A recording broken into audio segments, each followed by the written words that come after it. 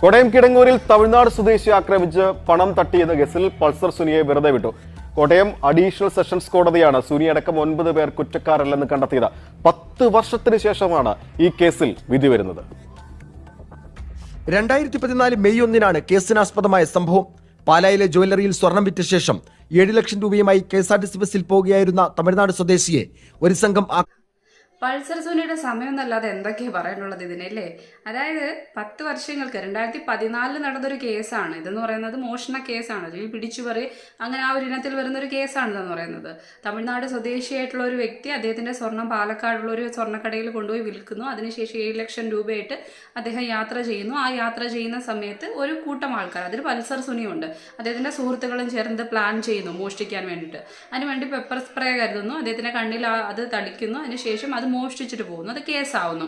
ആ കേസിന് 10 വർഷത്തിനിപ്പുറം വിധി വരുന്നു. ആ വിധിയിൽ അവരെ ഒന്നടങ്കം വെറുതെ വിടുന്നു.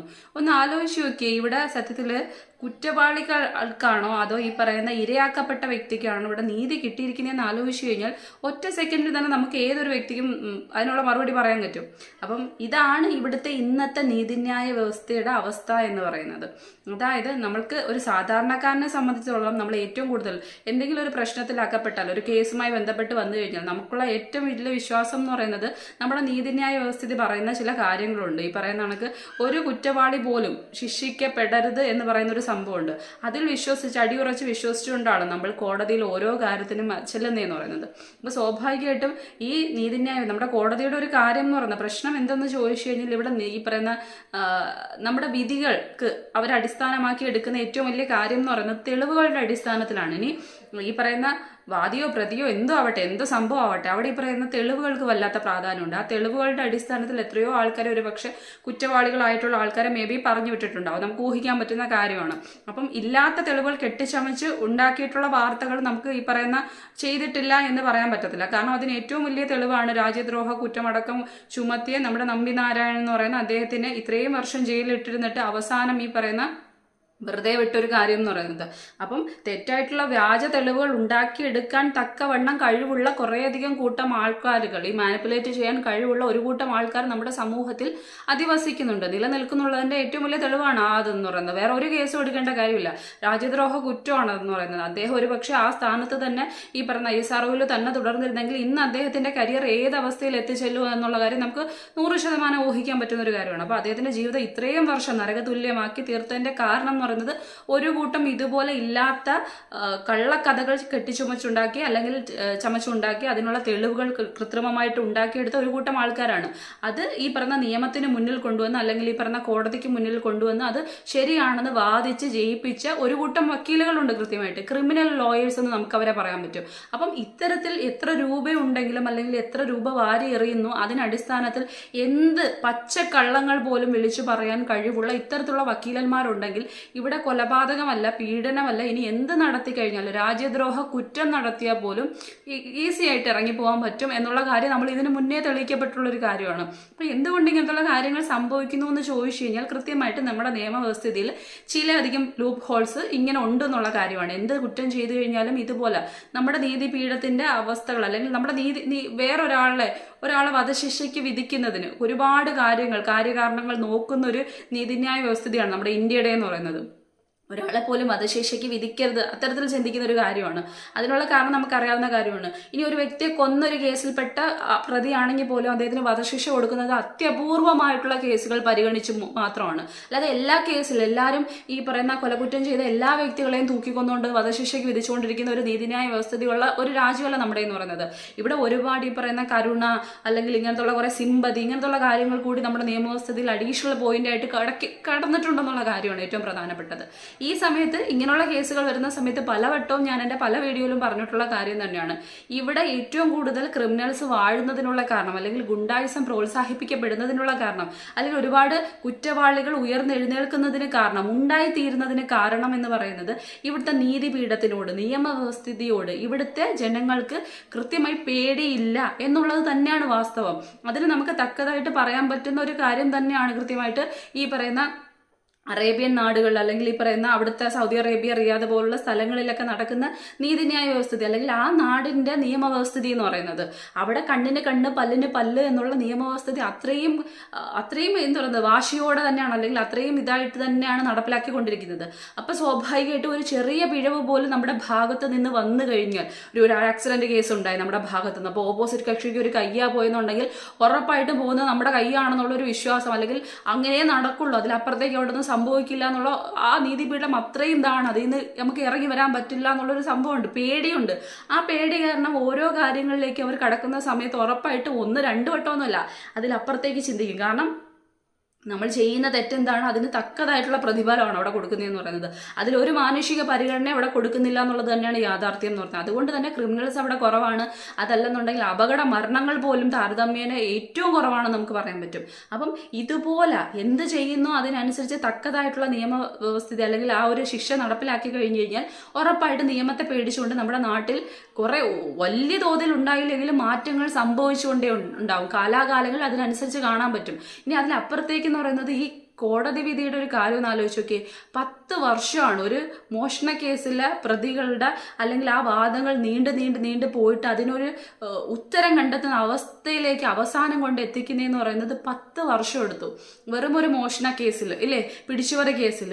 അപ്പൊ സ്വാഭാവികമായിട്ടും അത്തരത്തിലൊരു കേസിൽ ഇത്രയും നാള് വാദം തുടരണമെന്നുണ്ടെങ്കിൽ ഈ പറയുന്ന കൊലപാതകം അല്ലെങ്കിൽ പീഡനം പോലുള്ള ഒരു കേസിൽ യഥാർത്ഥത്തിൽ വിധി വരണമെങ്കിൽ എത്ര വർഷം കാത്തിരിക്കണം എന്ന് ആലോചിക്കുക. ഒരു പക്ഷേ ഇതിനകത്ത് ഇരയോ വാദിയോ പ്രതിയോ ഒക്കെ മരണപ്പെട്ടതിന് ശേഷമാണോ വിധി വരേണ്ടത്? അപ്പം എന്തുകൊണ്ട് ഈ കാലതാമസം?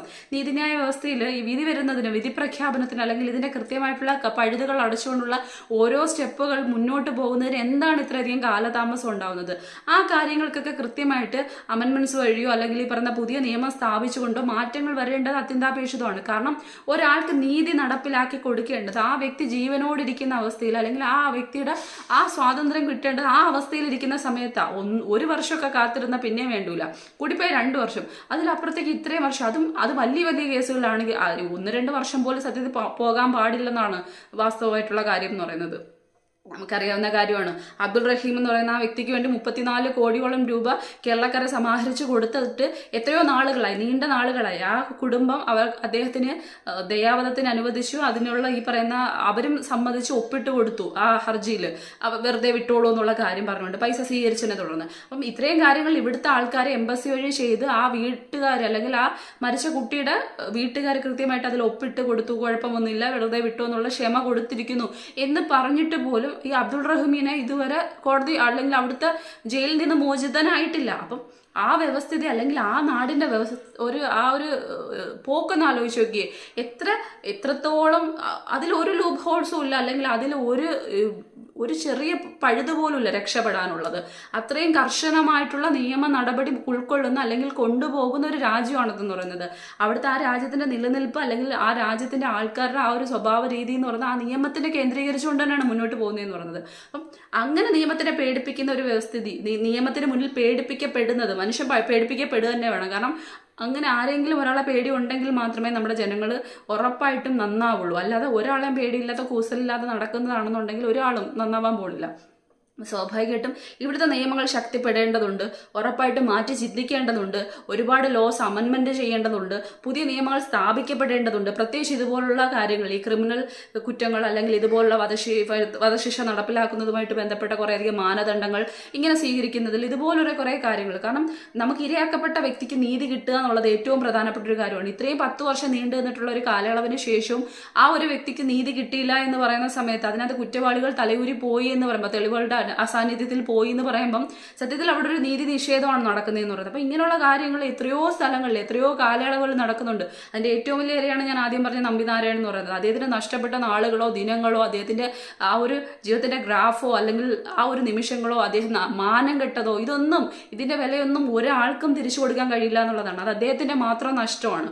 അപ്പൊ സ്വാഭാവികമായിട്ടും ചില കാര്യങ്ങൾ ചെയ്യുന്ന സമയത്ത് അതിന് എന്താണ് സംഭവിക്കുന്നതെന്നോ അല്ലെങ്കിൽ അത് നികത്തി കൊടുക്കാനോ പല സമയത്തും നമുക്ക് കഴിയുന്നില്ല. അപ്പൊ അങ്ങനെയുള്ള കാര്യങ്ങളിൽ എവിടെയാണ് വിടവ് സംഭവിക്കുന്നത്, ആ വിടവുകൾ എങ്ങനെ നികത്താം എന്ന് കൃത്യമായി ചിന്തിക്കേണ്ടതുണ്ട്. അപ്പം എത്രയും പെട്ടെന്ന് ഇങ്ങനെയൊക്കെയുള്ള വിഷയങ്ങൾ വരുന്ന സമയത്ത് പെട്ടെന്ന് തന്നെ പോലീസ് ഈ പറയുന്ന FIR ചെയ്ത് അല്ലെങ്കിൽ അതിൻ്റെ ഫയൽ ചെയ്തിട്ട് ബാക്കി കാര്യങ്ങൾ പേപ്പേഴ്സ് കോടതിയെ സമർപ്പിക്കുക, തെളിവുകൾ ഹാജരാക്കുക, സാക്ഷികളെ ഹാജരാക്കുക, സാക്ഷിമൊഴികൾ, ഇങ്ങനെയുള്ള കാര്യങ്ങൾ അവരുടെ ഭാഗത്തുനിന്ന് എത്രയും പെട്ടെന്ന് സ്പീഡപ്പായിട്ട് പോകുന്ന സമയത്ത് കോടതിയിലെ വാദങ്ങൾ പെട്ടെന്ന് പോയിക്കൊണ്ടിരിക്കുന്ന സമയത്ത് അതിൻ്റെ വിധി പെട്ടെന്ന് തന്നെ ഉണ്ടാവും. അപ്പോൾ അതിൻ്റെ പ്രൊസീജിയറൊക്കെ കറക്റ്റായിട്ട് പോവേണ്ടതാണ്. എന്തുകൊണ്ട് കാലതാമസം വരുന്നു എന്ന് ചോദിച്ചു കഴിഞ്ഞാൽ ഇവിടെ ഉണ്ടാകുന്ന ചില താമസങ്ങളാണ്. അപ്പോൾ ഇതൊക്കെ മാറ്റേണ്ടതാണ്. പിന്നെ പൾസർ സുനിയുടെ ഒരു പ്രധാനപ്പെട്ട ഒരു കേസ് നമുക്കറിയാവുന്ന കാര്യമാണ് അതിൽ നടക്കുന്നത്. ഇനി അതിനേക്കാൾ ഏറ്റവും വലിയ കാര്യം ഒരു വാർത്തയായിട്ട് വന്ന കാര്യമാണ്. പൾസർ സുനി നാട് മൊത്തം സഞ്ചരിച്ചുകൊണ്ടിരിക്കുന്നത് ലക്ഷങ്ങൾ വിലയുള്ള അത്രയും വലിയ കാറുകളാണ്. അപ്പം ഇദ്ദേഹത്തിൻ്റെ ബാക്ക്ഗ്രൗണ്ട് അതെന്ന് ഏകദേശം നമുക്കൊക്കെ അറിയാവുന്ന കാര്യമാണ്. അപ്പം ഇത്രയും വർഷം ജയിലിൽ കിടന്നൊരു വ്യക്തി, ഇങ്ങനത്തെ ഒരു ബാക്ക്ഗ്രൗണ്ടുള്ളൊരു വ്യക്തി ഇത്രയും രൂപ എങ്ങനെ സമ്പാദിച്ചു, അല്ലെങ്കിൽ എങ്ങനെയാണ് ഇദ്ദേഹത്തിൻ്റെ ഈ പറയുന്ന കാര്യങ്ങളൊക്കെ നടന്നു പോകുന്നത്, ഇദ്ദേഹത്തിന് എവിടെ നിന്നാണ് ഈ പറയുന്ന പണത്തിൻ്റെ സോഴ്സ്, ഇതൊക്കെ എത്രയും സിമ്പിളായിട്ട് പോലീസിന് അന്വേഷിച്ച് കണ്ടുപിടിക്കാൻ പറ്റുന്ന കാര്യമാണ്. അപ്പോൾ ഒരു കേസിൽ പ്രതി കൂടിയായിട്ടിരിക്കുന്ന ഒരു വ്യക്തിയാണ് അദ്ദേഹം, അല്ലെങ്കിൽ കുറ്റവാളിയായിട്ട് കണക്കാക്കുന്ന ഒരു വ്യക്തിയാണ്. പ്രതി എന്ന് പറയുന്നത് കുറ്റവാളിയായിട്ട് കണക്കാക്കുന്ന വ്യക്തിയാണ്. അപ്പോൾ ആ വ്യക്തിക്ക് ഇത്രയധികം പണങ്ങൾ ഒഴുകി വരണമെങ്കിൽ അതിന് കൃത്യമായിട്ട് പിന്നിൽ ഒരാളുണ്ടായിരിക്കണം. ആ ആൾ തന്നെ ആയിരിക്കും ഈ കേസിൽ അദ്ദേഹത്തിനെ സഹായിച്ച വ്യക്തി എന്ന് ഏതൊരു മനുഷ്യനും കോമൺ സെൻസ് വെച്ച് ചിന്തിക്കാൻ പറ്റുന്ന ഒരു കാര്യമാണ്. അപ്പം ഇങ്ങനെയുള്ള കുറേ കാര്യങ്ങൾ ഇവിടെ നടക്കുന്നുണ്ട്. ഇതിനൊക്കെ എതിരെ കൃത്യമായിട്ടുള്ള നിയമ നടപടികൾ കൊണ്ടുപോകേണ്ടതാണ്. നിയമങ്ങൾ